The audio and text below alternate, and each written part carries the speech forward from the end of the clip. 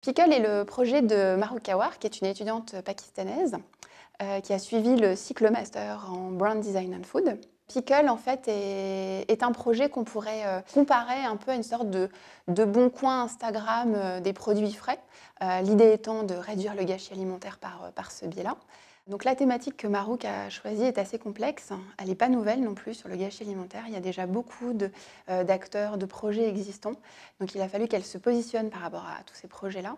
Et ce qui a beaucoup aidé, c'est le choix de son contexte et de ses utilisateurs, à savoir une résidence universitaire pour des étudiants habitant seuls. Parce qu'il faut savoir que les personnes vivant seules sont responsables de 40% de gâchis alimentaire en plus que dans des foyers plus nombreux.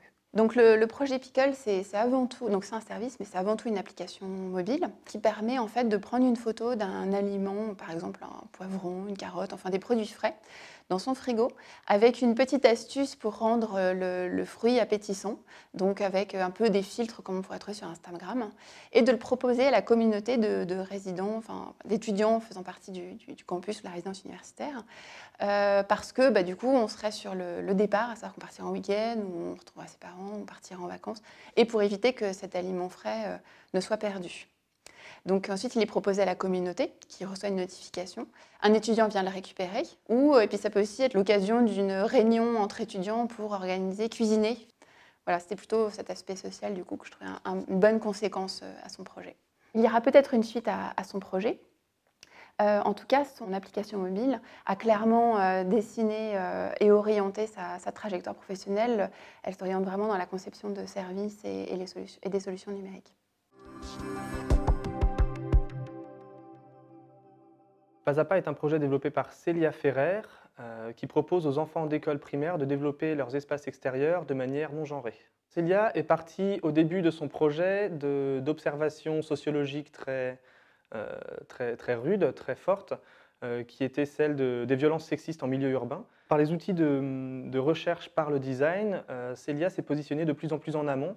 Elle s'est aperçue en faisant des immersions de terrain et en s'accompagnant de sociologues que les phénomènes d'appropriation sexiste de l'espace pouvaient s'observer dès la cour de l'école primaire, notamment avec par exemple le terrain de foot qui est codé comme un sport masculin qui est occupé par les garçons de l'école, pendant que notamment les filles se situent autour du terrain à développer d'autres sortes d'activités.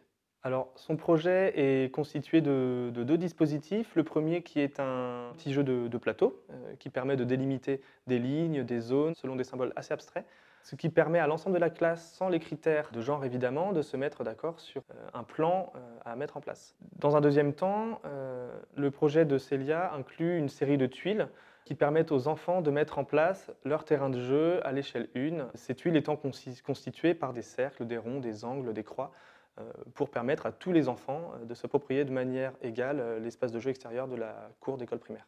Alors, je trouve que Célia a réussi à faire un travail qui est extrêmement fin, car partant d'une observation très engagée et très brûlante aujourd'hui, elle a réussi à développer petit à petit une observation et un discours très inclusif, très bienveillant, qui se fait dans le dispositif sans dénonciation, qui se fait par une amélioration pour les deux parties de la qualité de l'espace de jeu et des récréations des écoles.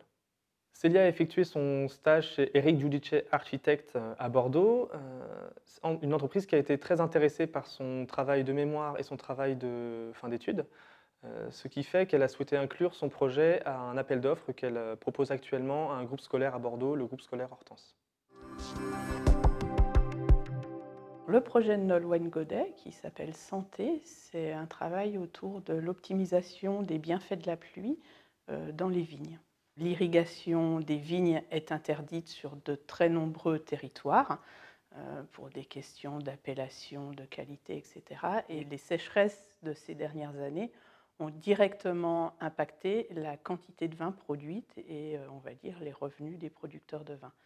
Donc, comment optimiser la pluie et en profiter quand elle est là, et puis ne pas faire en sorte qu'il y en ait trop à d'autres moments, c'est une vraie question ambitieuse pour un designer, mais avec une vraie problématique sur laquelle se pencher. Donc Santé, c'est un dispositif qui se présente sous forme de pot en terre à disposer au pied de chaque plant de vigne. Donc on a un filet en plastique qui va venir condenser l'eau des nuits fraîches pour la transformer en eau qui va remplir le pot et qui va ensuite être diffusée dans la terre. Donc ça, c'est une première partie du projet. Et l'autre partie, on est aussi sur des dispositifs de pot de terre avec donc une réserve de combustible qui va être allumée pour venir chauffer. Et il y a une conservation, on va dire, calorique pour diffuser la chaleur autour des pieds de vigne pour éviter les dégâts causés par le gel. Sur cette démarche, il y a une véritable gestion et un véritable management de l'innovation. Parce qu'on s'est déjà confronté à un milieu où l'innovation n'est pas quelque chose de naturel. Donc il a fallu convaincre, il a fallu trouver les bons acteurs, il a vraiment fallu s'entourer d'un réseau. Elle n'a pas eu peur de pousser des portes pour aller rencontrer les viticulteurs, aller les interroger sur leurs pratiques. Nous, en tant qu'encadrants, on avait des interrogations sur le déploiement et on va dire, le coût d'une telle installation pour un viticulteur. Et les viticulteurs, en fait, ont apporté la réponse à cette question, à savoir que le coût serait tout à fait envisageable par rapport aux gains ou on va dire à la réduction de pertes d'exploitation engendrée par un coup de gel sur des vignes ou par une grande sécheresse. Donc, pour l'instant, les viticulteurs sont en tout cas partants et adhèrent à l'idée pour le tester. Le projet Mirage de Théo Richard est né d'une réelle vision de ce que seront les interfaces homme-machine et également de ce que devront être les outils de saisie et de communication. Le constat de Théo Richard a été d'observer nos usages sur les anciens claviers physiques ou les claviers de type T9 et de voir de quelle manière il était possible de les transposer en immersion. Donc c'est un gant qui lui a permis de valider sa preuve de concept. Et ce gant va traquer la position de vos doigts et les différentes combinaisons que vous voulez. On peut aller plus loin, et Théo y a déjà pensé. Aujourd'hui, on parle de NUI, Natural User Interface, et voilà, les Leapmotion, tous ces systèmes de tracking en temps réel, voilà, vont également permettre à Théo de s'affranchir de ce gant et voilà, de s'inscrire dans une démarche quasi sans couture de cette interface. Si on se projette sur le déploiement de ce système sur un plus grand nombre d'utilisateurs, par exemple, lors d'une réunion en immersion ou d'un temps présentiel à plusieurs, on va remettre la main, le geste et joindre le geste à la parole avec cette reconnaissance également vocale. Donc voilà, une redéfinition complète d'une expérience utilisateur immergée qui remet surtout l'usager et l'humain au cœur de cette expérience immersive. Alors le projet de Théo est très facilement transposable, puisque Théo s'appuie sur un marché qui aujourd'hui est assez mature. Il répond finalement à cette demande des constructeurs de se projeter sur un nouvel écosystème.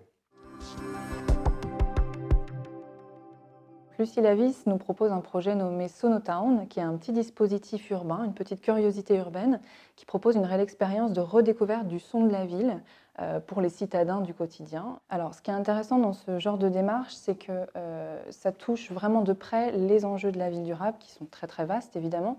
Mais là, on a une problématique de santé publique. Aujourd'hui, on a des acteurs de l'urbanisme, on a des acteurs de l'architecture, on a des acteurs vraiment du monde de la santé qui s'interrogent sur l'avenir de nos villes, sur cet aspect du son. Le son qui est encore trop perçu comme un bruit. Alors Sonotown, c'est donc une petite cellule qui prend la forme d'un cône dans lequel l'usager va venir s'installer et avoir une écoute de certains sons qui vont être découpés du son du paysage urbain pour réapprendre à écouter et à identifier ce que sont toutes les composantes des sons de la ville. Ce n'est pas une sensibilisation, je dirais, au bruit, c'est vraiment une pédagogie sur juste réapprendre à avoir ce temps d'écoute de la ville et identifier ce que peuvent être finalement les sons facteurs de stress, les sons qui sont facteurs au contraire d'une dynamique particulière, d'une bienveillance, être plus acteur finalement de son parcours sonore au quotidien. C'est encore un champ qui est à investir et effectivement le designer a toute sa place pour faire en sorte que l'usager soit acteur de plus en plus voilà, du son dans sa ville et dans son quotidien. L'ensemble des acteurs qu'a rencontré Lucile, aussi bien dans le domaine de la santé, lié à l'audition, aussi bien dans le domaine de l'ingénierie du son, comme de l'aménagement de l'urbain, montre vraiment le potentiel de concrétisation de ce projet et c'est tout ce qu'on souhaite à Lucile voilà, dans l'avenir. Le projet de Thibaut Gounod, Journey to a Throne, est un jeu de société dont les joueurs vont jouer des rôles sur un jeu de plateau. C'est un jeu qui questionne sur l'impact des mythes chinois dans la société contemporaine. Depuis toujours, les textes comme le roi singe, comme le pavillon rouge, sont des textes qui ont été utilisés dans la communication politique ou la communication sociale même. En France, on va avoir des enfants qui vont se déguiser en Zorro, et en Chine, on va avoir des enfants qui vont se déguiser en roi singe. Du coup, c'est un personnage que vont utiliser les médias pour communiquer. C'est aussi une communication que la population, elle ne va pas subir, mais elle ne va pas forcément réaliser qu'elle est organisée. Donc Thibaut a utilisé le système du jeu et de la gamification pour faire comprendre à ses joueurs un système politique et sociétal complexe. Pour ce projet, il a pu, durant toute sa phase recherche, dessiner des comics, faire des planches, des jeux de cartes, tout ça qu'il a pu partager avec des enfants chinois pour tester aussi l'interactivité et l'intérêt qu'ont le public pour ce type de jeu. Thibaut est un étudiant qui a de très bonne qualité en dessin. Du coup, cet exercice de faire un jeu de plateau et avec des cartes, avec des personnages à redessiner, fait qu'il a pu aussi développer son style graphique davantage que ce qu'il avait avant et pratiquer en tout cas sa passion qui est le graphisme et le dessin.